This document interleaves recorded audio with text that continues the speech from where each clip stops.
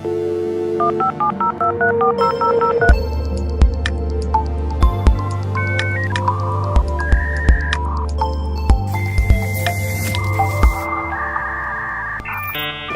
you are enjoying the live broadcast.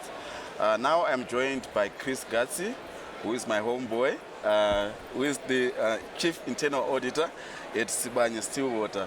Welcome to ITWeb TV, Chris. Thank you so much. It's a pleasure to be here. Awesome. Great. How are you finding this year's Security Summit, Chris? Wow, you know, the ITWeb Security Summit has just taken a step up the ladder. It is quite engaging. There is great networking happening here. Powerful presentations that are mind-provoking. Thought leadership presentations that we're seeing today.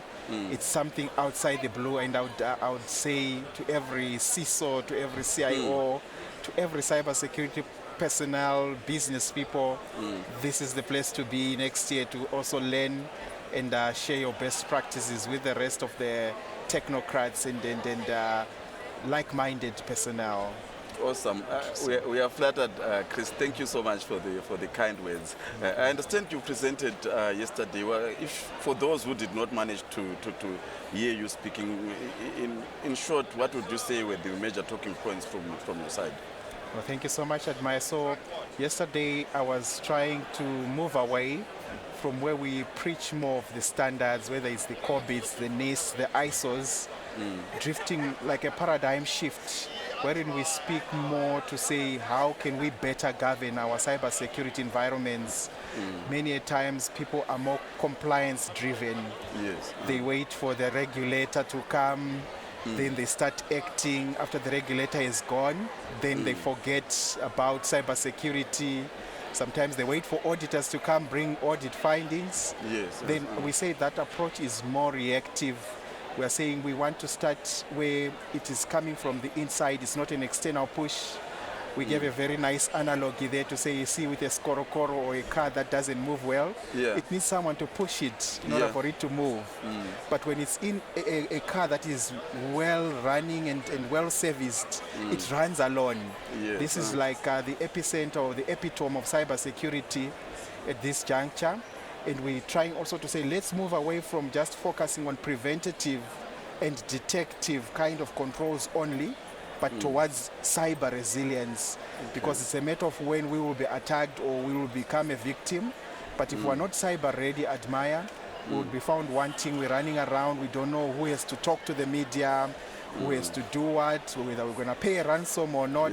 So those are some of the areas that I was touching on yesterday, more governance focused. Is it? Oh, interesting. And at Sibanye Stillwater, I know like you are in the mining environment. How are you maybe seeing like cybersecurity landscape within the mining sector?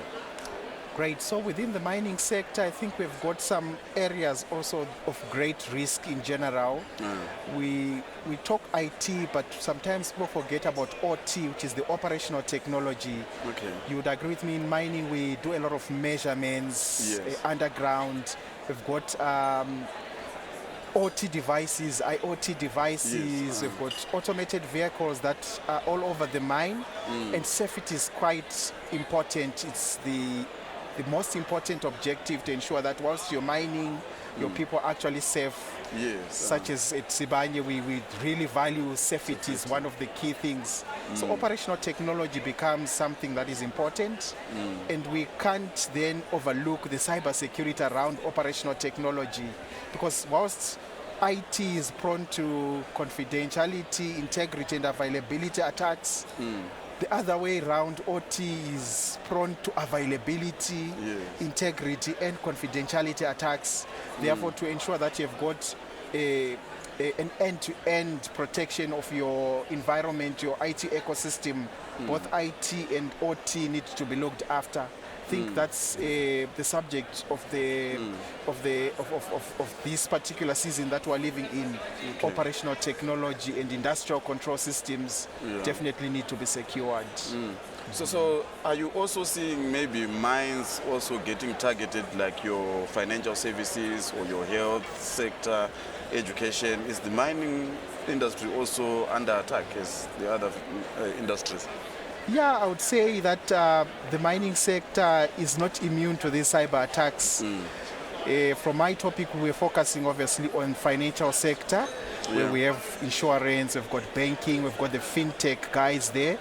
They've become a prime target specifically because of the type of data that they collect, they process, and they share. It contains a lot of personal identifiable information. I think we saw some examples of data breaches like in 2021, the Qsure one, with third parties, because with the fintech and financial services, they are not just confined to a network perimeter. They are interconnected. They've got more channels like mobile channels to reach out to the customers and the clients. They depend on third parties. And if their third parties are compromised, or maybe their fourth parties or their fifth parties, then it's got a cascading effect on the financial services sector. Similarly, in the mining sector, obviously you want to protect, like I said, your operational technology, because perhaps if something happens there, we're talking life, and life is not like just data, it's really life. A loss of life is something that is quite impactful and not good for the reputation of the mining sector, for the lives of the kids that will be left and families that are left. Hence, many a times, mines now start to focus more on operational technology first, and also then look also at their information systems to ensure that they are available for their use in order not to lose revenue and the like, admire. Great stuff. Just to understand from you, Chris, Chief Internal Auditor, what is your main role there as Chief Internal Auditor at Sibanye? Perhaps it's just a title. So, as a Chief Internal Auditor responsible for IT, I look after Sibanye Stillwater's Australian concern, I look after their Finland concern, I look after their United States concern in South Africa. So, we're looking at IT general controls, you're talking identity and access management, IT operations. Yes, we know IT is no longer just there to keep the lights on. It has become a business enabler. So we also look at IT governance. How are we governing IT?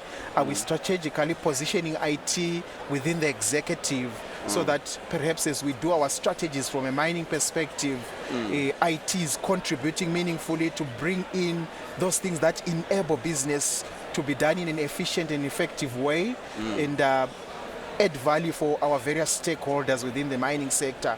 So that's from an IT general controls perspective.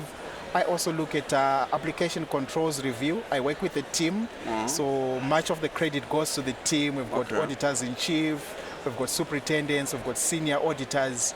So application controls, you're looking at your different applications to see how resilient are these applications? Are they configured well to safeguard them from possible cyber adversaries? The language that is being spoken this very day is secure development ops. Many times people just get an application off the shelf, or they do develop their own, but they forget to make this application resilient from a cyber perspective. They just look at functionality, then they forget the loopholes. Are we actually from an end-to-end shifting left to ensure that whatever code is coming has been tested from a security perspective? Your dynamic application security testing, your static application security testing, your vulnerability assessment and penetration tests, they are quite key in this era to ensure that as you deploy it into production, you are trying to minimize as much as possible loopholes that could be exploited by adversaries. So those are some of the two key legs that we look at. But as auditors, wherever there is risk, we sniff, we look at that risk, we evaluate it, we give advisory from a project management perspective, etc. Admire. You are doing a great job, Chris. So do you get to travel all the way, Australia, US, or? So some of our team members do travel. I joined Sibanye recently from Bidvest Services, South Africa. With Bidvest, I did a lot of travel. I was also at group level as an internal audit manager for IT. So I learned a lot from Bidvest. We learn a lot also when you come to platforms like this and take it back home, which is at Sibanye right now, and try and apply it and try and invoke some kind of small community of practice where we sit and say, guys, this is what is being said out there. Are we cyber ready in terms of this? What are we missing? How can we enhance our audit practice to add value to the ICT department and the rest of the organization? Great stuff. Maybe lastly, Chris, we can't live, of course, without talking about AI. I think that's the biggest buzzword that I'm hearing all over. How are you seeing AI maybe impacting the world of cybersecurity? Okay, that's a great question, Admire. I've been speaking at the Association of Certified Fraud Examiners, ACFE conferences, including their regional ones. I would say this is a good thing. AI from a cyber perspective, if we tap into it, it could help us also to quickly pick up the adversaries. Yeah. But on the other hand, we need to take cognizance of the threats that come with AI.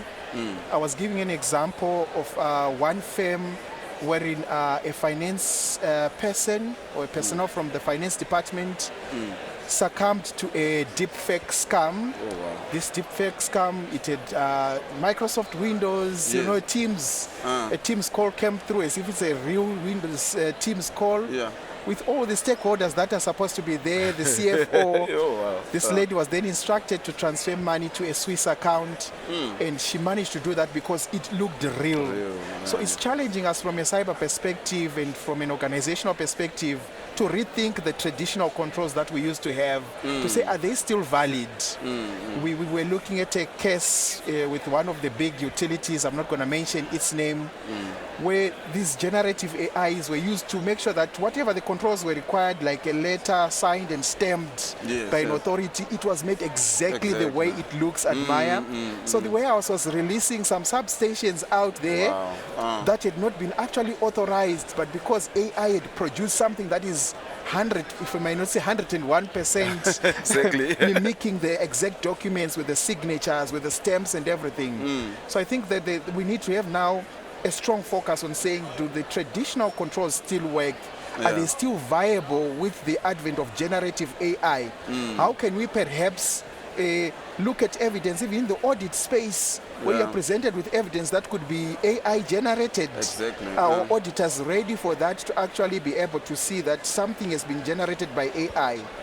Our course of law, I'm writing a white paper now, and I've invited one of the professors who's part of the CFE board, wherein we're trying to say, is the justice system ready to be able to pick up perhaps the defense team bringing AI-generated work to defend themselves, or perhaps the accused bringing AI-generated evidence wherein you would appear in a video that you were at point A, yet in reality you were at point B. So we're trying to look at that perhaps and come up with a disinformation association or community of practice with the SIU. I've spoken to people from the SIU. I've spoken to Grant, I think he's one of your interviewees from the ISC too. We're trying to come up with an anti-disinformation association that will work hand in glove with the government, some kind of public-private partnership where we join hands to say, how can we spread the word there about the threats that come with deep fakes and AI to the greater public and for the betterment of South Africa. Oh, interesting, Chris. Yeah, about the disinformation, is it association? Or? Correct, yes. Yeah, I think we also need to report about it on ITWeb as soon as you guys are ready, and you need to give me a scoop on that one so that I'm the first one to report on that. That would be great, and we'll be happy to have that airtime on ITWeb. Yes. It's a platform that reaches all corners of not just South Africa. So we think it will be a privilege and an honor for us as we usher that in to have an opportunity to air it out. We'll be very grateful, Admire. Awesome. Thank you so much, Chris. Enjoy the rest of the event. It was a pleasure speaking to you. Hope to catch up with you soon, Chris. And thank you so much for joining us. Thank you so much, and thank you to our adept teams here at the ITWeb conference. Yes. Awesome.